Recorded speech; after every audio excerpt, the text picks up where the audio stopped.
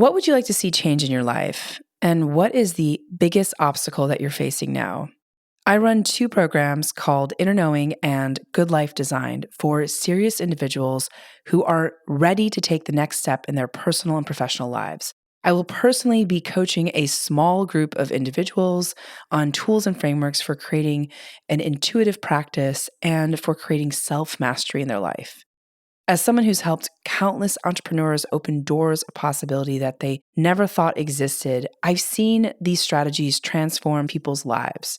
The best part is that you'll 10x your output, unlock your creative genius. I'll work with you weekly to overcome your limiting beliefs. I'll teach you how to create clarity, processes, develop your intuition, and set a new framework on how to live your best life. And you'll get access to guided meditations that I have personally created that are not available anywhere else. We'll create a new self-concept that you can practice moving forward. This method is so effective that even if you don't have a lot of time or if you think you're not ready for a change, these frameworks and methodologies will still work for you. You can check out the link in the show notes to join the waiting list, and you can also check out what some of the previous clients had to say about our time together. It's first come, first serve, and I hope to see you there. Hi, my name is Yasmin Tarehi, and this is Gateways to Awakening, where we host one-on-one conversations with leading experts in wellness, well-being, and consciousness. Today, I'll be speaking with Dr. Ray Dorsey. Dr. Ray Dorsey is the David M. Levy Professor of Neurology at the University of Rochester. He is working to identify and eliminate the root causes of Parkinson's disease, and his research on brain diseases and digital health has been published in leading academic journals and featured in multiple news outlets. In 2020, Ray and his colleagues wrote the book Ending Parkinson's Disease, A Prescription for Action, and this book provides a prescription for really understanding and ending the world's fastest growing brain disease.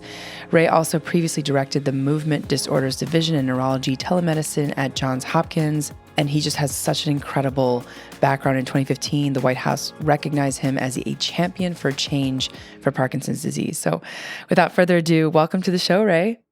Thanks very much for having me, Yasmin. Delighted to be with you. So, Ray, just to kick it off for folks listening, what is Parkinson's disease and why does this happen? So as you alluded to, Parkinson's disease is now the world's fastest growing brain disease, even faster than Alzheimer's disease. And it's classically associated with shaking or tremor in the hands, slowness in movement, stiffness, and difficulties walking or with balance. And it was first described by Dr. James Parkinson in 1817. And when he described it, he said, I'm describing a disease that's not been classified in the medical literature, something new. And he described 6 people with this condition. 200 years later, the global burden of disease identified Parkinson's as the world's fastest growing brain disease and estimated that at least 6 million people had the disease. So in the span of just 2 centuries, you went from something that affected maybe 6 individuals to something that affected 6 million. In our book, we argue that that can't be due to genetic factors. That has to be due largely to environmental factors and numerous products and byproducts of the Industrial Revolution, including air pollution, certain pesticides, and industrial chemicals, including those used in dry cleaning, are likely responsible for the disability and death that Parkinson's disease is creating worldwide. Wow. So, can you tell us a little bit more about, the chemicals that kind of are fueling this condition? I know you mentioned a few of them, but, what can we kind of do as an audience in our day-to-day life to kind of reassess like how we are potentially, activating Parkinson's? And also, can we speak about like what exactly happens in our brain, what goes on in the mind, to cause Parkinson's? Sure. So our brain is only accounts for about 3% of our weight, but it consumes 20% of our energy. It's basically the gas guzzling center of our bodies, and the most energy dependent parts of the brain are nerve cells or neurons. And these neurons account for about 75% of the energy that the brain consumes. And it turns out all those environmental factors that I alluded to, air pollution, certain pesticides, and industrial chemicals, all damage the energy producing parts of cells called the mitochondria. which we know are damaged in Parkinson's disease. So I think what we have are environmental factors that target the energy-producing parts of cells, and the cells that are damaged in Parkinson's disease are very energy dependent and leads to their high susceptibility to injury. And so if you think about it, air pollution, pesticides, and industrial chemicals is basically the air we breathe, the food we eat, and the water we drink are really important. Air pollution is a huge factor, and not only in Parkinson's disease, but likely also even more so in Alzheimer's disease. It alone accounts for 3 years of lost life expectancy per human on the planet. Pesticides obviously can be found in food, and industrial chemicals can contaminate groundwater. So you can imagine if you live near farms, for example, the water you drink is often from private wells, often not subject to the safety restrictions that are normally in place for municipal or city water. People can be drinking in contaminated water for years or even today and not even know about it. And some of these chemicals can actually evaporate from contaminated groundwater and infiltrate people's homes, schools, and workplaces and be a potent source of indoor air pollution that could be fueling the rise of Parkinson's disease even further. Wow.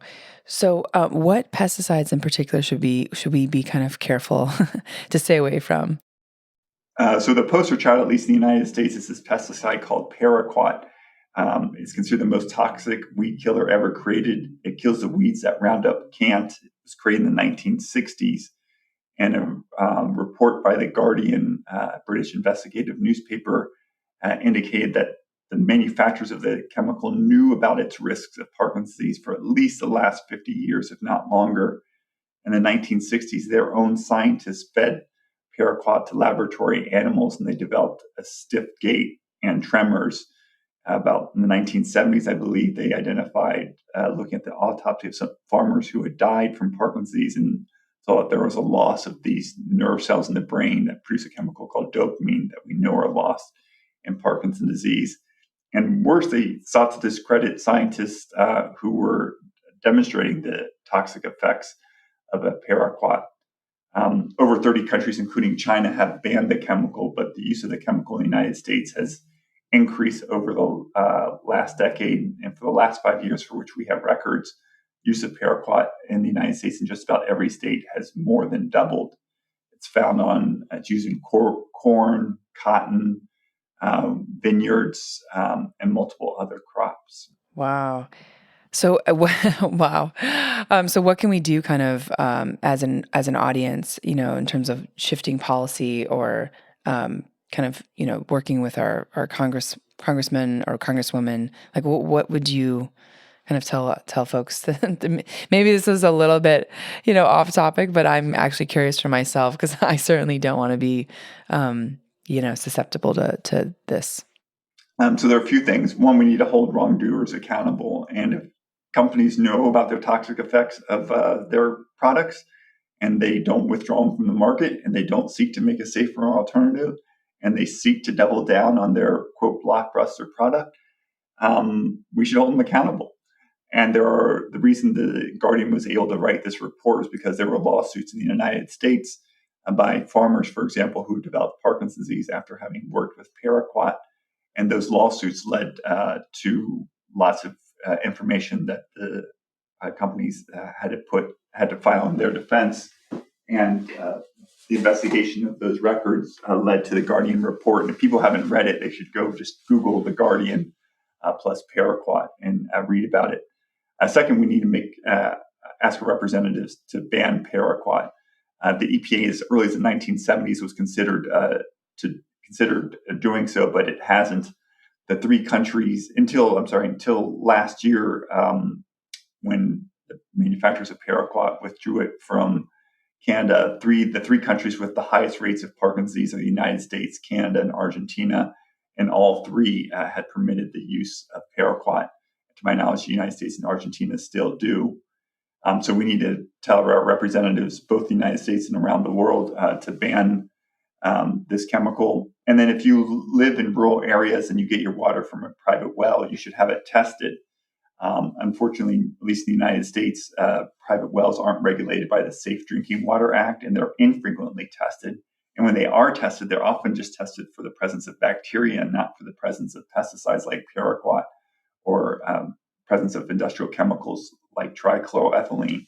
So if you're getting your water tested, I would make sure that it's tested for pesticides and these industrial chemicals to make sure that the water that you're drinking, your family's drinking, your children is drinking is safe. Wow. So Ray, what locations or which locations are most kind of prone to the dangers of developing Parkinson's based on some of these environmental issues and pesticides that we spoke about? So there's numerous studies from various different parts of the world, including Canada and France, for example, that show within rural areas that have the highest use of pesticides have almost a perfect correlation with having higher rates of Parkinson's disease. In science, you almost never see perfect correlations. So when you do, you sit up and you take notice, and that's happened in Canada in the 1980s. And in France in the 21st century, where they looked at the use of pesticides among vineyards in France and found those areas that had highest use of pesticides had the highest rates of Parkinson's disease. But pesticides really can't explain all of Parkinson's disease. It seems to be that, at least in the United States, that the rates of Parkinson's disease are higher in urban areas than they are in rural areas, at least in different parts of the country. And so that's where I get worried about air pollution, which obviously tends to be higher in urban areas than rural areas. But I also get worried about this industrial chemical called trichloroethylene. It's a widely used dry cleaning chemical. It was found in typewriter correction fluid. It was used to decaffeinate coffee. It used to be used as an anesthetic for pregnant women. And it contaminates up to 30% of the groundwater of the United States.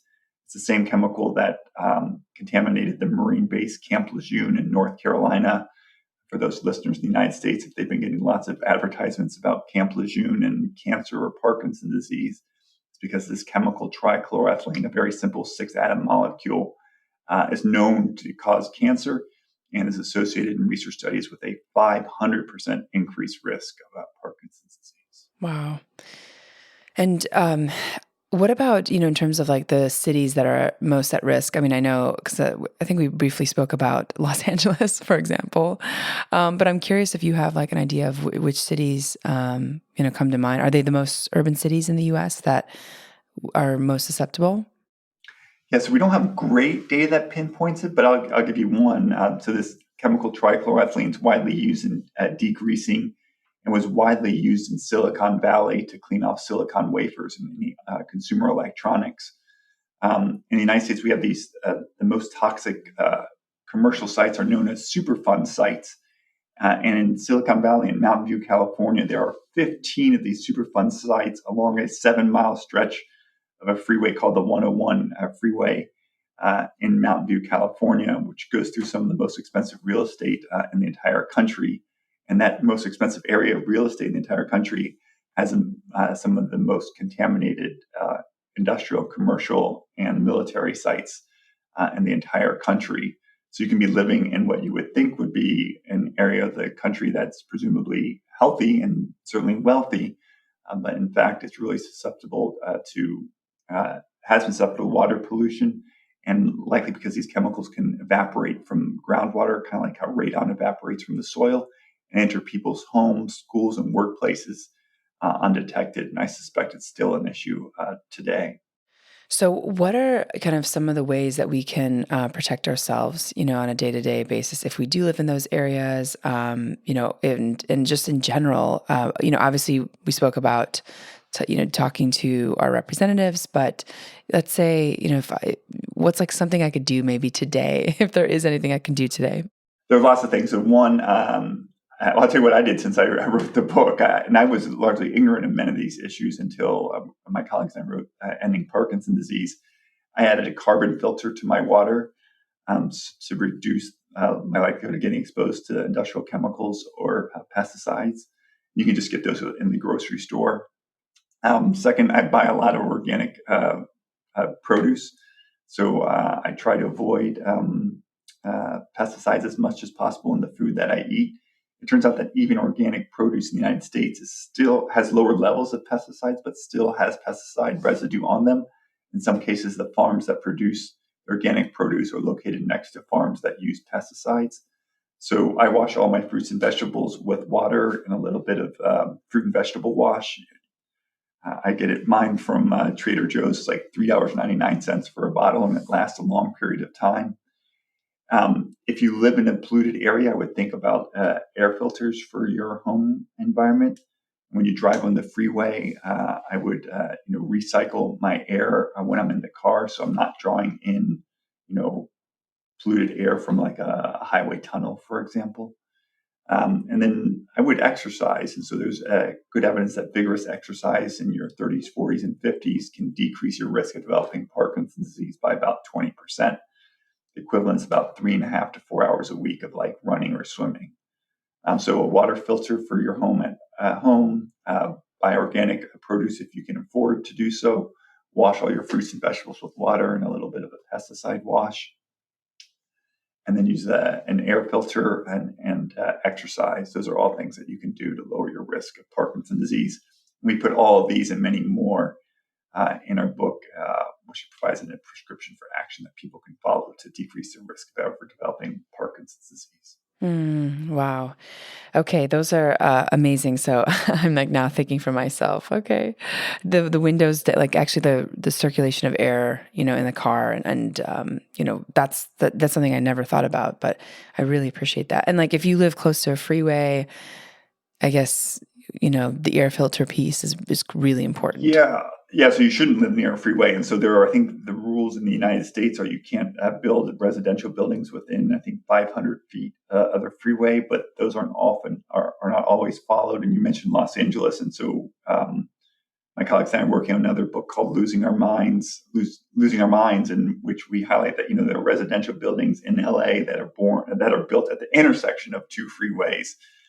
In Los Angeles. And so you can imagine, if you've been in Southern California, you've driven, there's always like a thin film of dirt or soot on your house, on your car. And you can imagine if that's the dirt and soot that's on your car, imagine what you're breathing in. And it turns out, like when you look at smog, like in Los Angeles or in Delhi or in China, what you see are little pieces of dirt and soot that are floating in the air. And most of those particles, called particulate matter, we cough them out or we sneeze them out. But some of them are really small, like about 1/100th the size of our hair.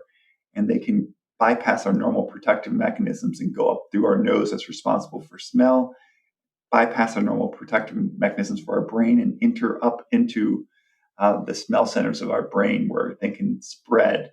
And hitchhiking on those pieces of dirt and soot are often toxic metals like lead from leaded gasoline, iron from brakes, platinum from catalytic converters.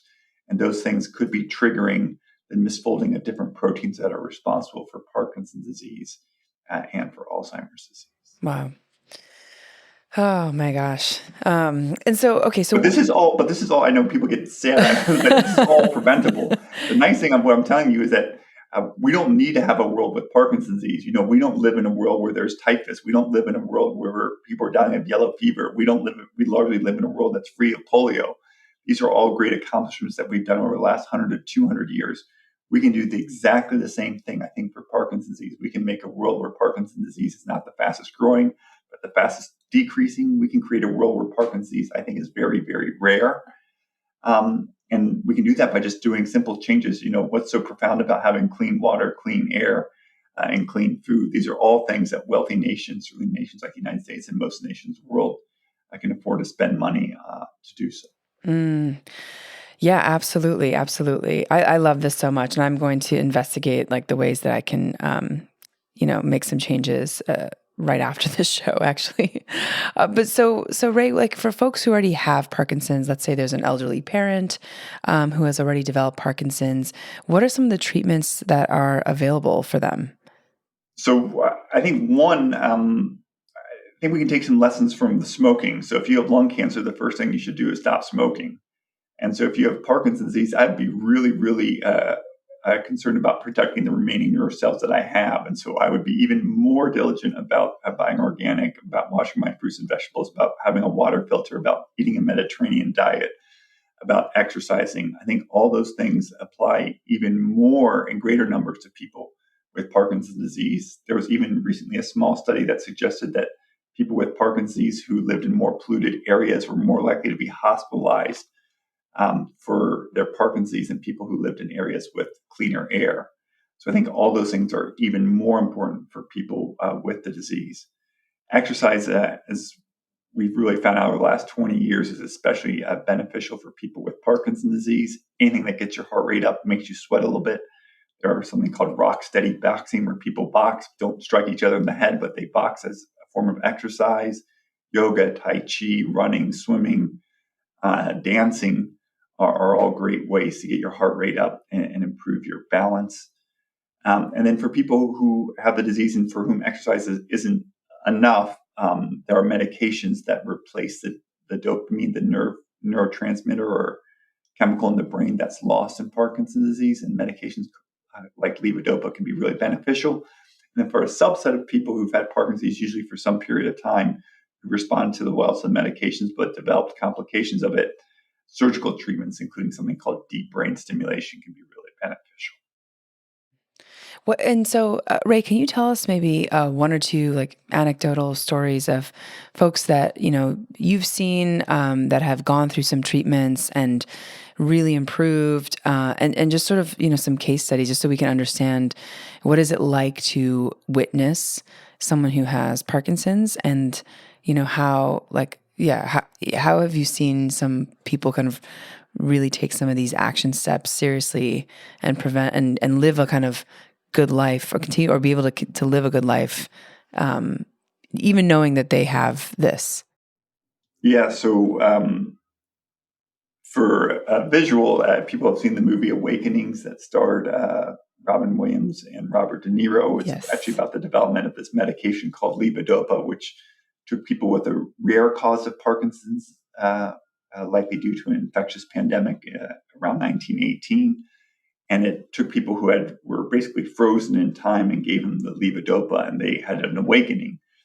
People who were frozen and stiff could all of a sudden walk and dance and speak and communicate almost as if they were a normal. Unfortunately, those individuals didn't have a lasting response to the medication, but most people with Parkinson's have long periods of great response to the medication. The analogy I like to do is like we don't let people with seizures continue to have seizures because we have medications that can alleviate seizures, and we shouldn't let people with Parkinson's be stiff and slow and drooling because we have medications that for a large part can make these individuals better. And the natural history of Parkinson's disease is that after people are diagnosed and they're appropriately treated, they're better a year later than they are when they walk in the door. And so there aren't many conditions where we can actually make people fundamentally better with neurological or brain disorders, and Parkinson's disease is one of them. And if you want an example of what people can accomplish with Parkinson's disease, I think the best example of that is Michael J. Fox. He was diagnosed with Parkinson's disease over 30 years ago, I think in his 30s. And since that time, he started two different TV series. He's written 3 different books.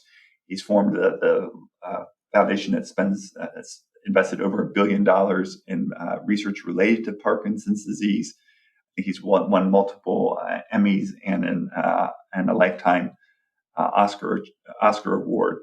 So if you want to see what you can do with Parkinson's disease, I think Michael J. Fox is a great example of doing that. We've also had senators, congressmen and women, or congressmen, presumably women too. We've had attorney generals and others with Parkinson's disease. Wow. So I want to talk a little bit about your own journey, Ray, and like why you decided to pursue neurology, and also why you wanted to focus on Parkinson's. I'm, curious, like what was the kind of inspirational path to focus on this work? I mean, it's so important, and I'm just curious, like how you kind of landed on it. Sure. So I like to joke that both my parents are psychiatrists, so I rebelled and I became a neurologist. And I became interested in Parkinson's during my neurological training because I always kind of enjoyed being around older individuals, and people with Parkinson's can get better. And that's really wonderful to see and wonderful to be able to offer to patients. And now when I see people with Parkinson's, I get a little bit pissed off because I think Parkinson's is largely preventable. And it's a debilitating disease. Over 200 Americans will be diagnosed with the disease today, and over 100 Americans will die with the disease today. And, diseases are hard, and, Some things happen because of bad luck, but some things that we can prevent, we should work really, really, really, really hard to prevent them so people don't have to suffer needlessly with the disease that's maybe fundamentally preventable for most people. Yeah, yeah, absolutely. And, what about the pandemic has maybe shifted your opinion on the space, or maybe shifted the way that you view Parkinson's, or has anything shifted since the pandemic for you? So I think we learned a lot from the COVID-19 pandemic. It's funny, my colleagues and I, before the COVID-19 pandemic, wrote a piece called The Parkinson Pandemic, in which we highlighted that Parkinson's disease is the world's fastest growing brain disease. It's growing in virtually every part of the world. No one appears to be immune to the disease. And rather than being caused by an infectious agent like a virus, it's actually, we think, caused by numerous vectors, such as certain pesticides, industrial chemicals, and air pollution that are all tied to the Industrial Revolution and are spreading with industrialization of the world. If you actually look at the rates of Parkinson's are growing most rapidly in Southeast Asia, where use of these chemicals, air pollution, and pesticides is all increasing most rapidly. The second lesson I think we can learn from the COVID-19 pandemic is what a substantial investment in resources aimed at preventing and treating the disease can do. So in the United States, we had an Operation Warp Speed where we spent tens of billions of dollars developing new vaccines and treatments for for COVID-19, and that has paid off hugely. We're largely living in a world here in early 2023 where COVID-19 is still a major issue, but it's not growing nearly as rapidly as it once was. We need to make substantial investments in Parkinson's disease and other brain diseases. I mentioned tens of billions of dollars for COVID. Right now, the National Institutes of Health, which is the largest public funder of Parkinson's disease research in the world, only spends about $250 million on Parkinson's research. By contrast, Medicare, the Universal Health Insurance Program for older Americans in the United States, spends 100 times more, $25 billion, caring for people with the disease. So we spend for every $100 we spend on research aimed at better understanding the disease, we spend $100 caring for people with the disease. If we spent more on the front end, we'd spend much less on the back end. And even if you look at the research dollars that are spent in the United States, only about 2 cents of every dollar is spent on preventing the disease. I think in the United States and the Western world, we put too much emphasis on trying to treat or cure diseases, when the better solution, the solution that we all want, is to live in a world where we don't even have to worry about the diseases, where we never get breast cancer, where we never get prostate cancer, and where we never get Parkinson's disease. Yes, I love that so much. Wow. And so, what sort of things, looking back, have really surprised you since you've been on this journey? When we wrote the book, I was the most aggressive about the preventable nature of Parkinson's disease, and my colleagues were a little bit more hesitant, even though one of my colleagues actually did research 20 years ago that demonstrated that chronic exposure of certain pesticides in rats reproduces the feature of Parkinson's disease. Since writing the book, I think we were understated in the book. I mentioned this Guardian article highlighting that the manufacturers of paraquat, this pesticide that's used to kill weeds, they knew about the toxic effects for the last 50 years. We're finding more and more evidence of these dry cleaning chemicals being responsible for indoor air pollution and contaminating of water. And I think we're learning more about its adverse effects of these chemicals, for example, at Camp Lejeune, the Marine base in North Carolina. I've learned a lot more about air pollution, the role that it might be playing in Parkinson's disease, and even the greater role that it may be playing in Alzheimer's disease. So actually, I grew more encouraged that Parkinson's disease is preventable, or a large proportion of it's preventable. And I think the preventable nature of Parkinson's disease extends to other brain diseases, Alzheimer's disease. I think ALS to a large extent may be preventable, and there are many other brain diseases that we have the means to create a world in which these diseases are increasingly rare and not increasingly common. Yes, yeah, absolutely. So Ray, who are you paying attention to in this space of Parkinson's or neurology, or kind of who do you look up to, and what are some books or other resources that you might be able to recommend to our audience, besides yours, of course? And I want you to tell everyone the title of your book and where we can find it. But yeah, who else are you paying attention to, and And do you think we should be paying attention to as well? So I'll give you two women. The first woman is Rachel Carson, who in 1962 wrote the book Silent Spring, which launched the environmental movement. And that book, 60 years old now, she warned against the indiscriminate use of pesticides. And this is what she wrote in 1962. She said, "The farmers spoke of much illness among their families. In the town, the doctors had become more and more puzzled by new kinds of sickness appearing among their patients." And it turns out that researchers since that time have identified that farmers are at 150% increased risk for developing Parkinson's disease, and that especially farmers who work with these pesticides that are known to be linked to Parkinson's disease, including this one called paraquat. And the person who led that research is the second woman, Dr. Caroline Tanner, who's a professor of neurology and an epidemiologist at the University of California, San Francisco. And I said, she's the heroine of the book, because what I did before reading the book was I had a sabbatical. And during that sabbatical, I essentially read a lot of her studies. And the more I read, the more convinced I became that Parkinson's disease is, for most people, a largely preventable disease. So I think Rachel Carson's book, Silent Spring in 1962, and the research of Dr. Caroline Tanner over the last 25 to 30 years has identified numerous environmental factors that are linked to and likely responsible for Parkinson's disease. And in our book, we highlight both their stories in layperson's terms. The book is written in non-technical language. It even has a glossary. So if you don't know what DNA is or a gene is, we even tell you exactly what DNA is and what a gene is in the book. And the book is called Ending Parkinson's Disease. It's available on Amazon. All the authors are devoting their proceeds to devoting their proceeds to efforts to stop and prevent Parkinson's disease. And if anyone can't afford a copy of the book, we're happy to send them one for free. They can just email us at info@endingpd.org, info@endingpd.org with their mailing address, and we'll send them a complimentary copy of the book. Wow, amazing. Thank you so much, Ray. And then what do you want to kind of tell our listeners about their wellness and well-being? What's sort of your main takeaway here? And also, what are you working on next? You mentioned another book. So I'll say what we're working on next. So we're working on a book called Losing Our Minds. Turns out that 1 in 10 Americans over the age of 65 currently have either Parkinson's disease or Alzheimer's disease. A woman's lifetime risk of developing Alzheimer's disease, I think, is at least 1 in 10. Our lifetime risk of developing Parkinson's disease for men, which is a little bit more common in men than women, is about 1 in 15.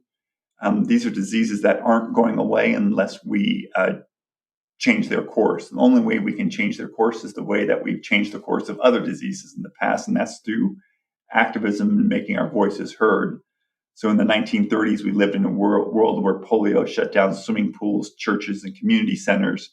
And in response to that, people formed a March of Dimes in 1938, which people actually mailed in dimes to the White House to raise money to develop a vaccine for polio. And 16 years after the March of Dimes, Jonas Salk and then later Albert Sabin developed vaccines that have largely eradicated polio from almost every part of the world. In the 1980s, we were confronted with another unknown virus that was uniformly and rapidly fatal, and it was affecting predominantly men in New York City and San Francisco. And in the face of that, HIV activists adopted a motto of silence equals death, because for them, if they stayed silent, they and their friends were dying of the disease. And they changed the course of the disease, and we now live in a world where HIV is not only preventable, but it's highly treatable. And the same thing can be said of women whose children were dying in automobile accidents at the hands of drunk drivers. And they said, we don't need better emergency rooms or better trauma centers or better spinal cord injury rehab centers, which we might need. They said, we simply need to stop drinking and driving. And they made it socially unacceptable to drink and drive, at least in the United States and hopefully in most parts of the world. And so when we make our voices heard, we can make diseases almost go away, like polio. We can make diseases preventable, like HIV. and we can make diseases like drunken driving socially unacceptable. We just need to do exactly the same thing for Parkinson's disease, Alzheimer's disease, and for a wide range of other brain diseases. Wow. So can we actually just talk a little bit about Alzheimer's, since we spent most of the show talking about Parkinson's? Are some of the same kind of call to action similar to, to preventing Alzheimer's, the water, the environmental piece, or is there more that we can do with Alzheimer's? I think for Alzheimer's, the big issue here is air pollution. So I'll give you another woman, Dr. Calderon Garcia-Duenas was a young, precocious physician from Mexico, and in the 1990s in Mexico City had the worst air pollution in the world, and she was concerned about the effects of air pollution on the brain. So she looked at the brains of young children and young adults who died either in car accidents or from gun violence. And she looked at 203 consecutive brains of people from as young as 11 months old to as old as 40. And she found the signatures of Alzheimer's disease, the pathological hallmarks of Alzheimer's disease, in 202 of those 203 brains, suggesting that air pollution might be a significant factor in the development of Alzheimer's disease.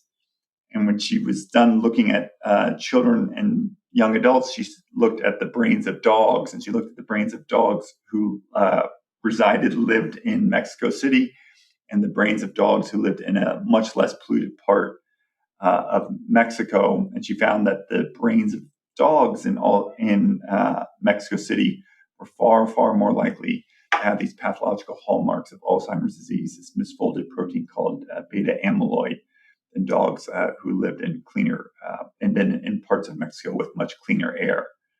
Wow. And can you also say her name one more time, Dr.